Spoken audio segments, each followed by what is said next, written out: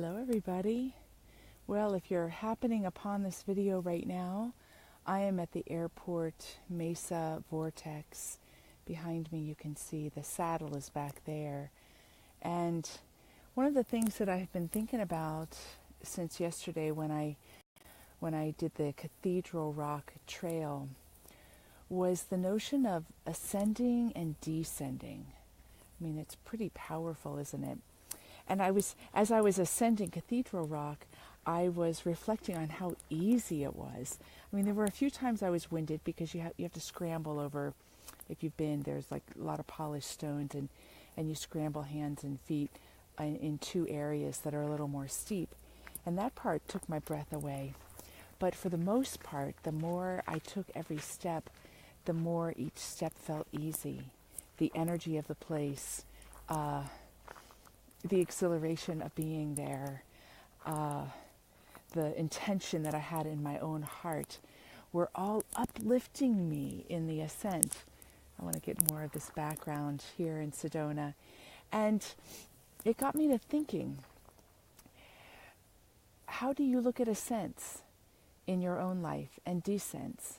And isn't it true that sometimes an ascent, which is meant to be like a uplifting, can feel so easy, and at other times ascending can feel like hard work, like we're climbing a mountain and every step has to be so deliberate. And it's the same with descents, isn't it? Because sometimes descents are into the scary places in life, whether it's the scary place in our own hearts, whether it's a scary place of going into the darkness. Think about descending downward into a cave. But descents are also sometimes easeful. I know there's a Carmelite I love, Blessed Elizabeth of the Trinity, and when she talks about love, she talks about descending day by day into the abyss. And in that abyss, she finds the infinite source of love.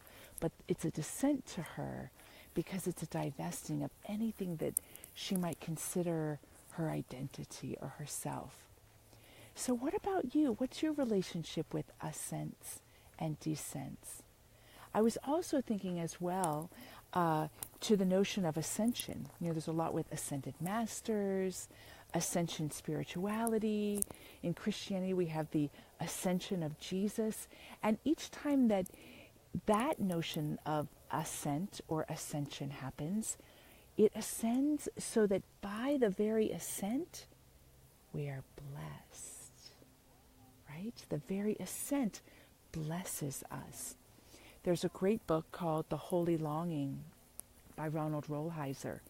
And he talks about when we go through dark times in our life, loss and grief and disappointment and discouragement, that as we grieve that process, eventually the very storyline of what that is or was, the very storyline serves to ascend and lift us with it and bless us. And not only bless us, but bless others through us.